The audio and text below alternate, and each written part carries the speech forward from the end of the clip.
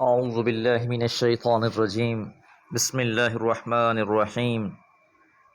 إن هذا أخي له 99 نعجة ولي نعجة واحدة فقال أكفلنيها وعزني في الخطاب. قال لقد ظلمك بسؤال نعجتك إلى نعاجه وإن كثيرا من الخلطاء ليبغي بعضهم على بعض إلا الذين آمنوا وعملوا الصالحات وقليل ما هم. وظن داود أنما فتناه فاستغفر ربه وخر راكعا وأناب فغفرنا له ذلك وإنا له عندنا لزلفى وحسن مآب. يا داود إنا جعلناك خليفة في الأرض فاحكم بين الناس بالحق ولا تتبع الهوى فيضلك عن سبيل الله إن الذين يضلون عن سبيل الله لهم عذاب شديد بما نسوا يوم الحساب. سورہ صاد آیات 23 سے 26. آیت نمبر 21 اور 22 میں یہ بات جانی کہ حضرت داؤد علیہ السلام کے پاس فریقین فیصلے کے لیے حاضر ہوئے. جھگڑا کیا تھا اب اس کی وضاحت کی جا رہی ہے. ایک فریق نے کہا ان ھذا اخی، بلا شبہ میرا یہ بھائی، لہو 99 نعجہ، اس کے پاس 99 دمبیاں ہیں، 99 بھیڑیں ہیں، ولی نعجۃ واحدہ، اور میرے پاس ایک دمبی ہے. فقال، پس اس نے کہا اکفلنیہا، یہ بھی میرے حوالے کر دے. وعزنی فی الخطاب، اور بحث میں اس نے مجھے دبا لیا. تو یہ اس جھگڑے کی تفصیل ہے جو مظلوم نے پیش کی. میرے بھائی کے پاس 99 دمبیاں ہیں اور میرے پاس ایک دمبی ہے، اور اس کا مطالبہ یہ ہے کہ میں یہ اس کے حوالے کر دوں، اور جھگڑے میں یہ مجھ پر غالب آ گیا ہے. یاد رہے اس زمانے میں بھیڑ، بکریاں، دمبے، ان کی اہمیت بہت زیادہ تھی، اور کسی کی بھی حیثیت کا معیار یہی جانور ہوا کرتے تھے.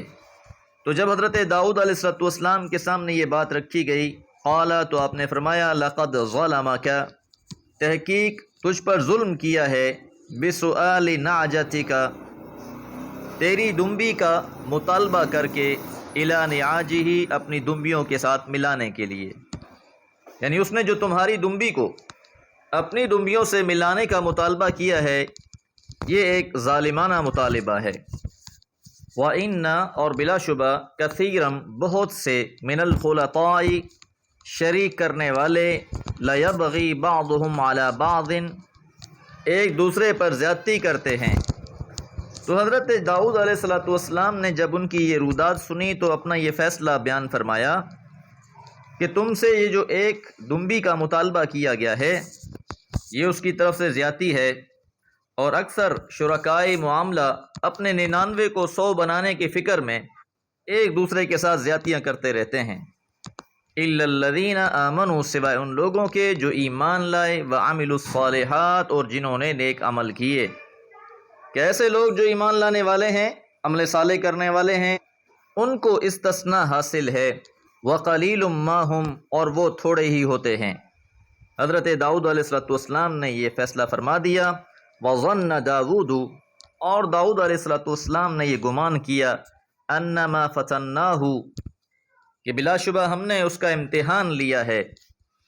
فاستغفر ربہ، بس اس نے اپنے رب سے استغفار کیا. وخر راکعا واناب، اور وہ اللہ کے حضور جھک پڑے اور توبہ کی. تو یہ بھی حضرت داؤد علیہ السلام کی اوابیت اور انابت کی طرف اشارہ ہے کہ فیصلہ کرنے کے بعد اللہ تعالیٰ کی طرف رجوع کیا. اب یہاں پر اس استغفار کی اصل وجہ بیان نہیں کی گئی. معاملہ جو بھی تھا انہوں نے اپنا جائزہ لیا اور اللہ کی بارگاہ میں جھک گئے اور توبہ کی. فغفرنا له ذلک، بس ہم نے معاف کر دیا اس کے لیے اس معاملے کو، کہ جو بھی معاملہ تھا اللہ نے بھی حضرت داؤد علیہ السلام سے درگزر کیا. وَإِنَّا لَهُ، اور بلا شبہ اس کے لیے، لَزُلْفَى، ایک خاص مقرب مقام ہے، وحسن مآب، اور اچھا انجام ہے۔ تو حضرت داؤد علیہ السلام کے استغفار کے بعد اللہ تعالیٰ نے ان کی توبہ قبول فرمائی، اور یہ مزید اللہ کے قرب اور ان کے مقام کا ذریعہ بنی۔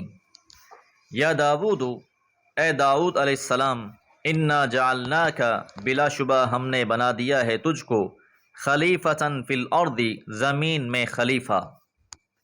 اللہ تعالیٰ نے حضرت داؤد علیہ السلام کو، جیسے پہلے بھی ذکر ہو چکا، قوت اور حکمرانی عطا فرمائی تھی، اس لیے اب یہ اللہ تعالیٰ کی طرف سے نصیحت کی گئی، فاحکم بین الناس، پس فیصلہ کیجیے لوگوں کے درمیان، بالحق، حق کے ساتھ۔ تو جس کو بھی اللہ تعالیٰ حکومت دے، اختیار دے، اس سے یہ مطلوب ہوتا ہے کہ وہ لوگوں کے درمیان عدل کرے۔ وَلَا تَتَّبِعِ الْهَوَىٰ، اور خواہش کی پیروی مت کر، فَيُضِلَّكَ عَن سَبِيلِ اللَّهِ، بس وہ تجھے ہٹا دے گی اللہ کی راہ سے، کہ اگر اپنی خواہشات کی اتباع کرو گے تو پھر اللہ کی راہ سے ہٹ جاؤ گے۔ ان الذین، بلا شبہ جو لوگ، یضلون عن سبیل اللہ، بھٹک جاتے ہیں اللہ کی راہ سے، لہم عذاب شدید، ان کے لیے دردناک عذاب ہے، بما نسو، بسبب جو انہوں نے بھلا دیا، یوم الحساب، حساب کے دن کو۔ تو جو لوگ بھی اپنی خواہشات کی اتباع کریں گے وہ اللہ کی راہ سے ہٹ جائیں گے، اور جو بھی اللہ کی راہ سے ہٹ جائے گا تو پھر ایسے شخص کے لیے روز قیامت شدید عذاب ہوگا، سخت عذاب ہوگا، کیونکہ اس نے آخرت کو فراموش کر دیا۔ اور حقیقت یہی ہے کہ جو انسان آخرت کو جتنا یاد رکھے گا، اس میں جتنی استحضاری کیفیت باقی رہے گی، اتنا ہی وہ گناہوں سے پرہیز کرے گا، اتنا ہی وہ رجوع الی اللہ کرے گا، اور یہ دونوں معاملے انسان کی نجات کے ذریعہ ہیں۔ اور اس کے برعکس جو انسان خواہشات کی اتباع میں پڑ گیا، آخرت کو فراموش کر بیٹھا، تو پھر وہ دوسروں کے حقوق کا بھی خیال نہیں رکھتا۔ ایسا شخص نہ اللہ کے حقوق ادا کرتا ہے، نہ حقوق العباد کا اہتمام کرتا ہے، اور یہ دونوں معاملے انسان کی یقینی ہلاکت کے اسباب ہیں۔ دعا ہے اللہ تعالی ہم سب کو خواہشات نفس سے محفوظ رکھے اور قرآن و سنت کی اتباع نصیب فرمائے۔ وما علیہ الا البلاغ۔